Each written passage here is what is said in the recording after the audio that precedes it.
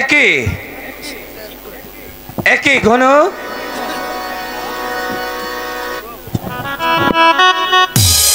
একই অবস্থা ঘন তোমার তোমার কি হয়েছে কাছে খুলে বলো। কাকা কাকা আবার যে সব শেষ হয়ে গিয়েছে কাকা। সব শেষ হয়ে গেছে? এমন কি হয়েছে? জমিদার বাতস পুত্রের পুত্রবধূকে কি সর্বনাশ হয়েছে কাছে খুলে বলো। ওই বাবুরা আমার স্বামীকে ধরে নিয়ে গেছে কাকা। তোমার স্বামীকে পুলিশ ধরে নিয়ে গেছে?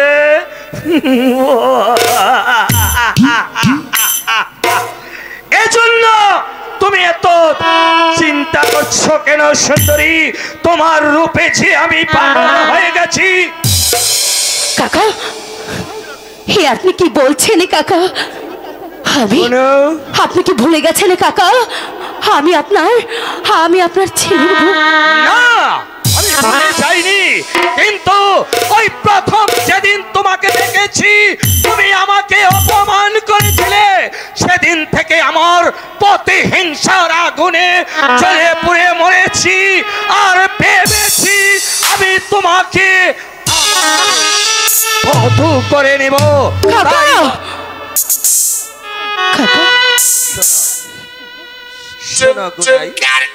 তোমার কিছু চিন্তা করতে হবে না, তুমি আমার প্রস্তাবে রাজি হয়ে যাও। বলো ওই তোতা এখন ছেলে সে হবে মানিক হত্যার দায়ে ফাঁসি। ফাঁসি ফাঁসি। শোনো তোমাকে আমি একটি কথা বলি, তুমি যদি আমার প্রস্তাবে রাজি হয়ে যাও। প্রস্তাব? হ্যাঁ কাকা এমন কি প্রস্তাব আপনি আমাকে দিবেন? বলুন বলুন কাকা। আমি হয়েছি এই শালক গ্রামের জমিদার চেয়ারম্যান দলিল উদ্দিন। আমার কাছে কেন অসাধ্য নেই, আমি শুধু পারি না ওই মুর্দাকে করতে। তোমাকে আমি রানীর হালে রাখবো, তোমাকে আমি অলংকার গহনা দিয়ে পরিয়ে দেব, তুমি যদি আমাকে স্বামী রূপে গ্রহণ করে নাও। বলো তুমি রাজি আছো কিনা? বেশ, আমার তিনটি শর্ত আছে। আপনি যদি আমার এই তিনটি শর্তে রাজি থাকেন আমি আপনার সব কথা মেনে নেব। বলুন রাজি আছেন কিনা? শোনো সুন্দরী ঘুনাই, তোমাকে পাবার জন্য আমি তিনটি শর্ত কেন 10টি শর্ত মেনে নিতে রাজি আছি। এবার বলো তোমার কি তিনটি শর্ত? ছি ছি ছি ছি ছি ছি, তোকে কেমনি করে সাহায্য করতে হয় তাই গুনুর ভালো করে জানা আছে। ও বলবো কাকা? হ্যাঁ বলো। বলবো তো? হ্যাঁ। প্রথম অর্থ হয়েছে আপনার ঘরে যে স্ত্রী আছে তাকে আগে তালাক দিতে হবে। মারে হ্যাঁ, আমি তো আপনার সব কিছু মেনে নিয়েছি, আপনি আমার এই তিনটি শর্ত মেনে নিতে পারবেন না? পারি। আপনি যদি আমার শর্ত না মেনে নেন তাহলে কি ওই আপনার ঘরে যে বউ আছে তার সাথে কি আমি সতীনের ঘর করব? না না না না না না, আমি তোমাকে পাওয়ার জন্য সবকিছু করতে রাজি আছি। তাহলে তাহলে আপনি ওনাকে আগে তালাক দিন। তাই হবে। আমি তোমার শর্ত শুনেলাম, এবার বলো তোমার দ্বিতীয় শর্ত। আপনার যে ঘরে উপযুক্ত একটি মেয়ে আছে তাকে বনবাস দিতে হবে। কি বলছো গনু? সে তো আমার মেয়ে, তাকে কেন আমি বনবাসে পাঠাবো? আমি চাই না আমার ঘরে কোনো আগাছা থাকুক। তাহলে আমি তাই করব। আমার ওই মেয়েকে বনবাসে পাঠাবো। তারপর বলো তোমার তৃতীয় শর্ত। আমার তৃতীয় শর্ত হয়েছে, আপনার যেই লবলক্ষ টাকা জমিদারি আছে সব কিছু আমার নামে উল করে দিতে হবে। কি বলছো গুনু? আমি তো চেয়ারম্যান, আমার কাছে কিছুই অভাব নেই। তুমি যখন যা চাবে আমি তোমাকে তাই দিতে পারবো। তুমি আমার কাছ থেকে ওই 9 লক্ষ টাকার জমিদারি লিখে নিতে হবে কেন? বারে বিয়ের পর সব কিছু যে আপনার হয়ে যাবে, তবু বিয়ের আগে যে সব কিছু আমার নামে উল করে দিতে হবে, কি বলুন, রাজি আছেন? ওই সুন্দরী গুণের রূপে আমি প্রথম পাগল হয়েছি। এখন সামান্য 9 লক্ষ টাকার জমিদারি ওই গুনুর নামে উইল করে দিয়ে আমি তাকে আমার প্রিয়া বলে চাই। কি হলো, এত দেরি করছেন কেন? অপেক্ষা করো, আমি এক্ষুনি দলিল নিয়ে আসছি। খোদা মেহেরবান, আমি এখন কি করব? ওইদিকে যে আমার স্বামী জেলে আছে, তুমি আমাকে রক্ষা করো খোদা, তুমি আমাকে রক্ষা করো। তুমি আমাকে শক্তি দাও, যেমন করে হোক ছলে বলে কৌশলে ওই শয়তানের হাত থেকে যে সবকে নিয়ে নিতে হবে। হ্যাঁ গুনু, এই তো আমি 9 লক্ষ টাকার দলিল নিয়ে এসেছি। এই নাও।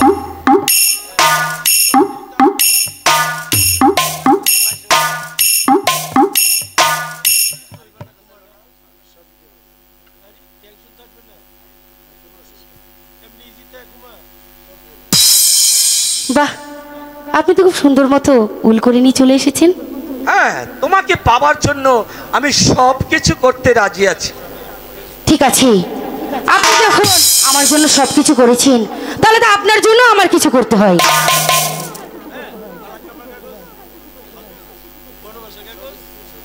সব দিছি, আমার সব বুঝাই দিছি। না না, এমন হইব না, এর একটু সুন্দর করে খাতিল যত্ন করতে হইব।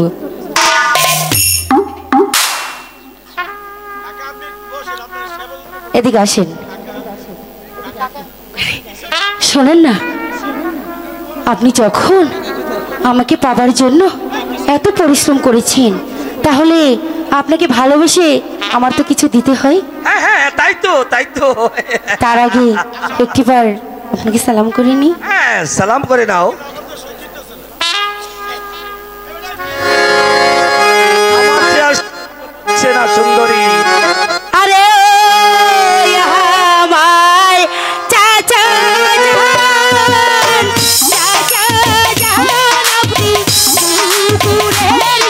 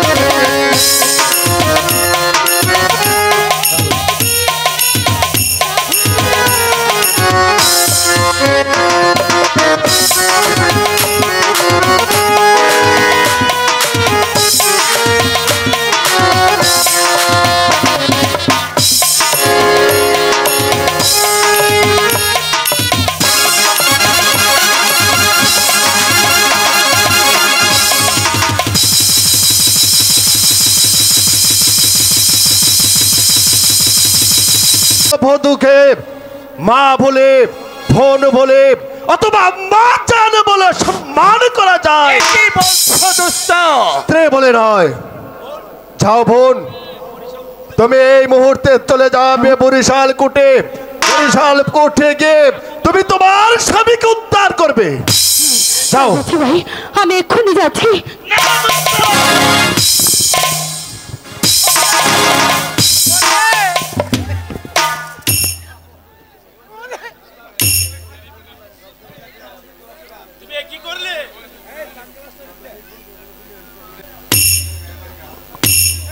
কি দোস্ত?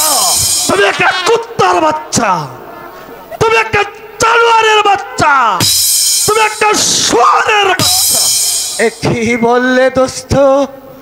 আমি কুকুরের বাচ্চা, জানোয়ারের বাচ্চা? কি দোস্ত, তুমি হঠাৎ করে তোমার রূপ পাল্টিয়ে দিলে? তাহলে তুমি কি আমার সঙ্গে বেঈমানি করতে চলেছ?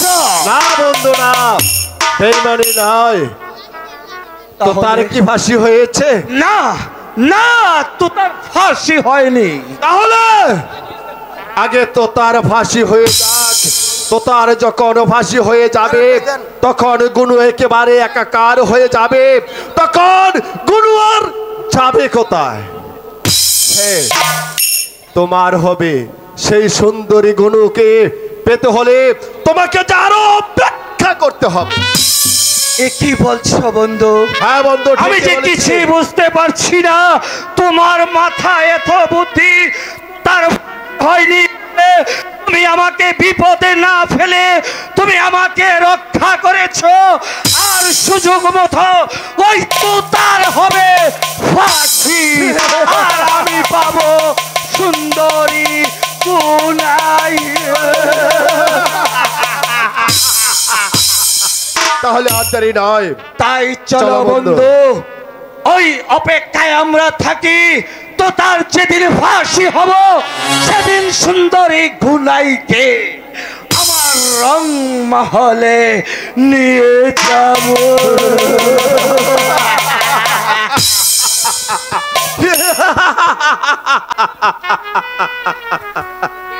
চেয়ারম্যান দৌলুল উদ্দিন মানিক হত্যার দায়ে ওই তো তার হবে ফাঁসি। আর তখনই তুমি বুঝতে পারবে আপনজন হারাবার কষ্ট। আর আমি প্রতিশোধে ওই হাঁটব পট্ট হাসি।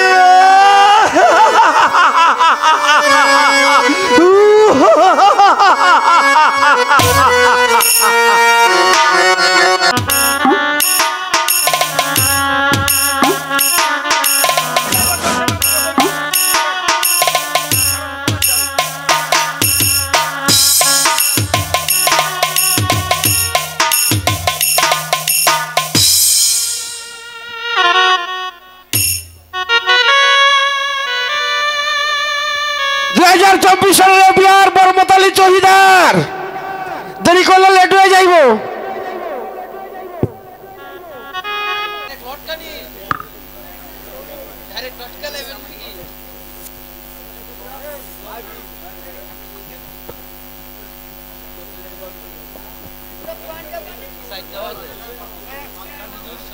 দেরি করলে কিন্তু লেট হইব।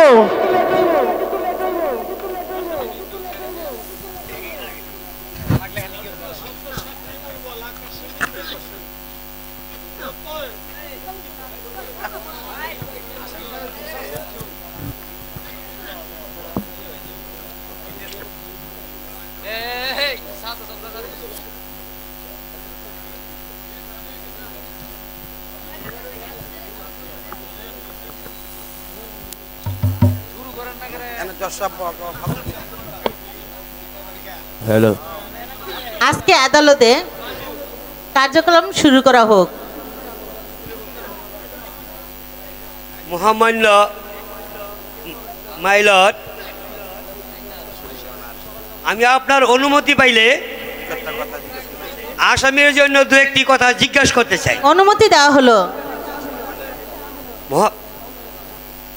মহামান্য আদালত,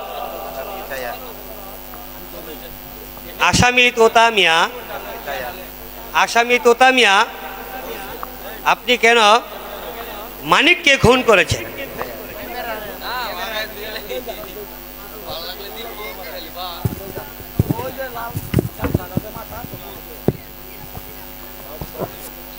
মহামান্য আদালত, আজকের আদালতে দাঁড়িয়ে যাহা বলিব সত্য বলিব, সত্য বই মিথ্যা বলিব না। আমি মানিককে খুন করিনি, আর মানিককে খুন মহামান্য আদালত কোনো মিথ্যে না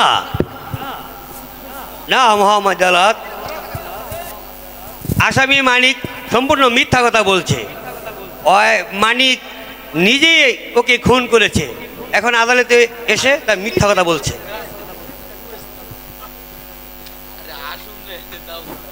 মহামান্য আদালত, আপনার অনুমতি পেলে এই আসামি তোতা মিয়াকে আজকের মামলায় প্রথম সাক্ষী এবং কি বাদী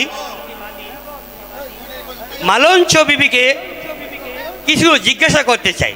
অনুমতি দেওয়া হলো।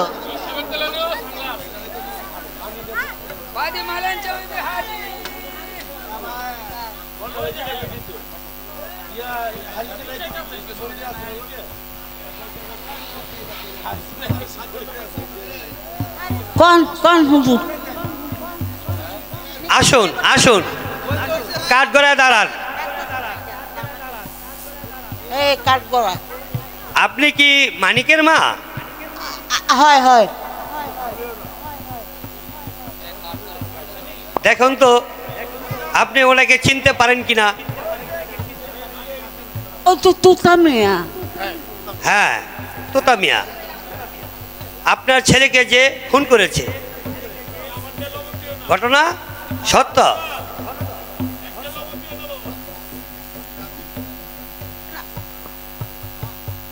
হয় হয় হুজুর। মহামান্য আদালত, বাদী মালঞ্চ বিবি যা বলছে তার ছেলেকে তোতা মিয়াই খুন করেছে। আমি এর বিষয়ে আর কিছু জিজ্ঞেস করতে চাই না। আমি আজকের মামলা প্রথম সাক্ষী চেয়ারম্যান দলুলুদ্দিন সাহেবকে কিছু জিজ্ঞাসা করতে চাই। অনুমতি দেওয়া হলো।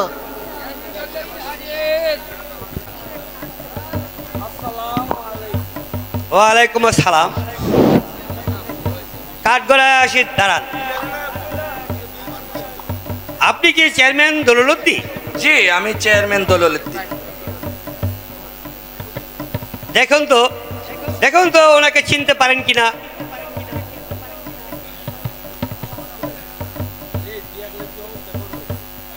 হ্যাঁ, ওকে চিনতে পেরেছি। ও কি আপনার ভাতসপুত্র? হ্যাঁ, আমার বাতসপুত্র তোতা মিয়া। চেয়ারম্যান সাহেব, মানিক হত্যার সম্বন্ধে আপনি কতটুকু জানেন? আমি জানি আমার বাতসপুত্র তোতা মিয়া মানিককে ডেকে নিয়েছিল বকুল গাছ কাটতে। তারপর বকুল গাছ কাটতে কাটতে যখন সে খিদা পেয়েছে, তখন মানিক গিয়েছে তোতার কাছে কিছু খাবার চাইতে। তারপর খাবার দিয়েছে সে একটা কুকুরের থালায়। মহামান্য আদালত, দেখুন একটা মানুষ কি করে আরেকটি মানুষকে কুকুরের খানা দিতে পারে? হ্যাঁ মিলন, বলুন চেয়ারম্যান সাহেব, তারপর আর কি হলো? তারপর মানিক সরল সোজা একটা হাবাগোবা মানুষ, সে খাবারটা দেখে বুঝতে পারলো যে একটা কুকুরের থালায় মানুষের খাবার দিয়েছে, আমি কেমন করে খাবো? আমি এই খাবারটার ব্যাপারে লোক সমাজে বলে দিব। তখন আমার এই বাতসপুত্র সে কথা শুনে রাগের বশবর্তী হয়ে কুঠার দিয়ে তাকে তিনটি আঘাত করেছে। মহামান্য আদালত, আজকের এই মামলায় প্রধান সাক্ষী চেয়ারম্যান দলিলুদ্দিন সাহেব, জি জি, সে বলেছে এই তোতা মিয়া নির্মমভাবে মানিককে খুন করেছে। জি জি, মহামান্য আদালত, সাহেবকে জিজ্ঞাসা করার মতো আমার কিছু নেই। আসতে পারেন চেয়ারম্যান সাহেব। আসসালামু আলাইকুম। মহামান্য আদালত, আপনার অনুমতি পেলে আমি এই মামলার দ্বিতীয় সাক্ষীকে ডাক্তার রহমানকে আমি কিছু জিজ্ঞাসা করতে চাই। অনুমতি দেওয়া হলো। ডাক্তার রহমান কা হাজির। আসসালামু আলাইকুম। আপনি কি ডাক্তার রহমান খা? হ্যাঁ, আমি ডাক্তার রহমান খা। আচ্ছা, বলুন তো ডাক্তার সাহেব, মানিক হত্যার ব্যাপারে আপনি কতটুকু জানেন? মানিক ছিল একটা হাবাগোবা ছেলে। তোতা মিয়া মানিককে ডেকে নিয়েছিল একটি বকুল গাছ কেটে দেওয়ার জন্য। তারপর বকুল গাছ কাটতে কাটতে যখন মানিক মিয়ার ক্ষুধা পায়, তখন মানিক মিয়া তোতা মিয়ার কাছে কিছু খাবার চেয়েছিল। তারপর আর তোতা মিয়া মানিককে গরিব বলে, সরল সোজা বলে তাকে খাবার দিয়েছিল একটি কুকুরের থালায়। ছি, ছি, ছি। আর মানিক সরল সোজা হলেও সে বুঝতে পেরেছিল তাকে একটা কুকুরের থালায় খাবার দেওয়া হয়েছে। তাই মানিক বলেছিল একথা আমি মানুষের কাছে প্রকাশ করে দেবে।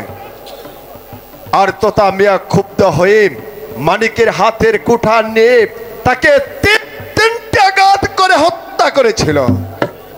ডাক্তার সাহেব, আপনি কি স্বচক্ষে দেখেছেন? হ্যাঁ, আমি স্বচক্ষে দেখেছি।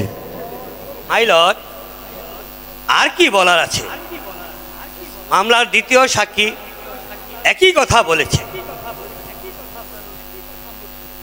ডাক্তার সাহেবকে কিছু জিজ্ঞাসা করার আর নেই। আপনি এখন আসতে পারেন। জি। মহামান্য আদালত, এমন বিচার করুন, বিচার যেন বিস্তারিত স্থাপন হয়। এই সংসারে যেন আর এই কেউ যেন এই নগণ্য কাজ করতে না পারে। আজকের এই আদালত সমস্ত সাক্ষীগুণ সাক্ষীদের এই রায় অনুমতি দেওয়া হলো যে আসামি তোতা মিয়াকে সম্পূর্ণ দোষীতে। তাই বাংলাদেশ দণ্ডবিধি 302, 306 ধারায় তাকে মৃত্যুদণ্ড দেওয়া হলো।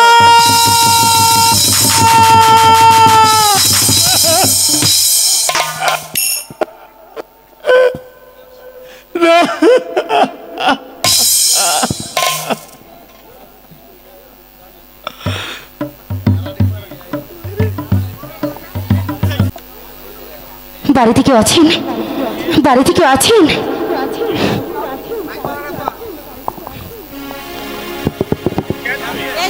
ভাইজান, আমি গুনো।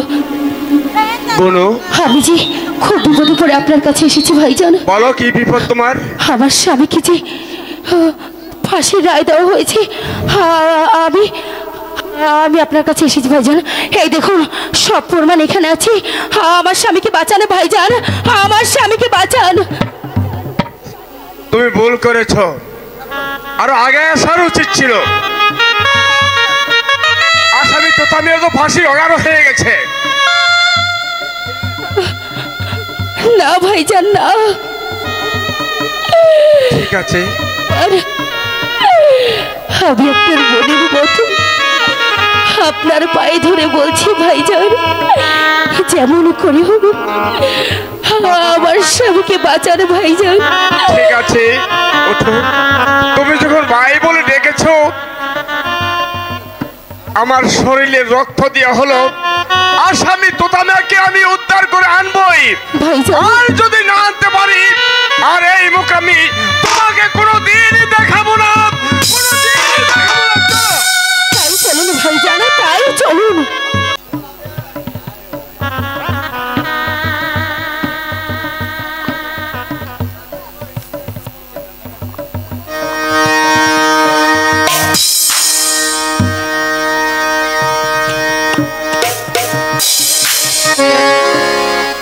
আচ্ছা তোতামিয়া, আজ তোমার জীবনের শেষ দিন।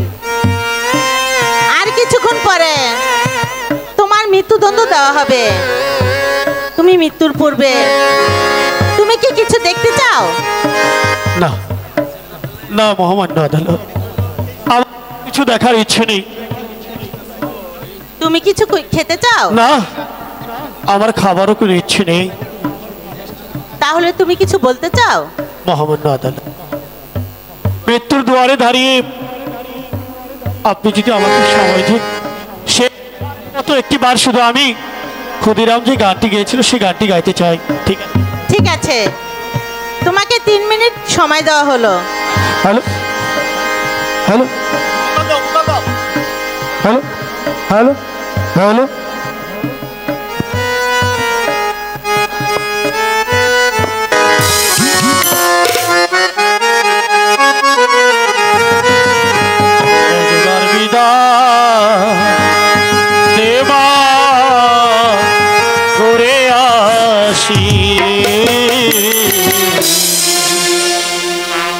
একবার বিদায় দেবা করে আসি, হাসি হাসি পড়ব ফাঁসি, দেখবে সবাসি। হাসি হাসি পড়ব ফাঁসি, দেখবে ভারতবাসী। একবার বিদায় দেবা ঘুরে আসি, একবার বিদায় দেবা ঘুরে আসি।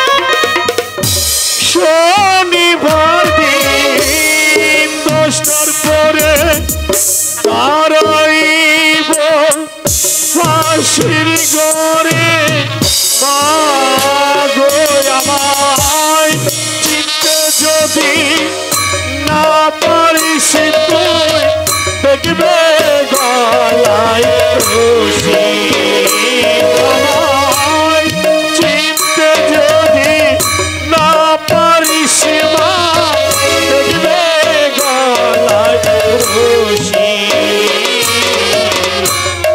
একবার বিদায় দে মা ঘুরে আসি একবার বিদায় দে মা ঘুরে আসি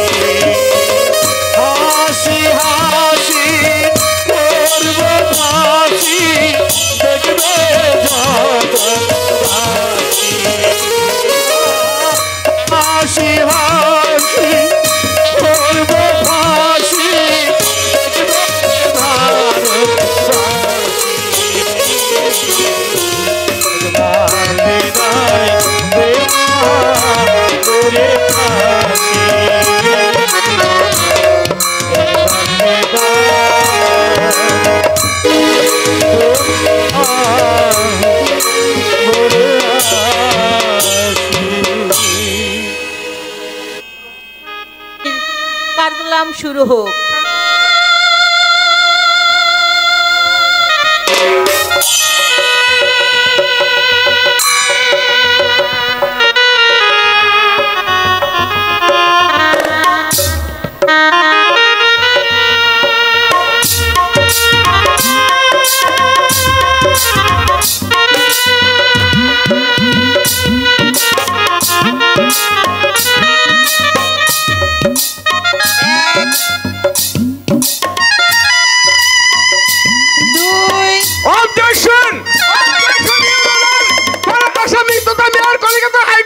মামলা আপিল হয়েছে, আপিল মঞ্জুর করেন, তারপর তাকে ফাঁসি দেওয়া হোক।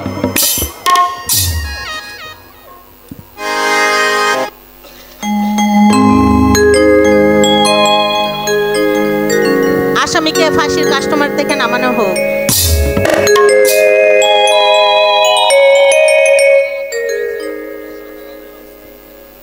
তাকে চিকিৎসার জন্য নেওয়া হোক।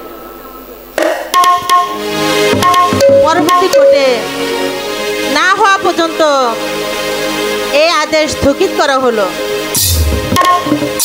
আজকের মতো এখানেই আদালত। চলুন।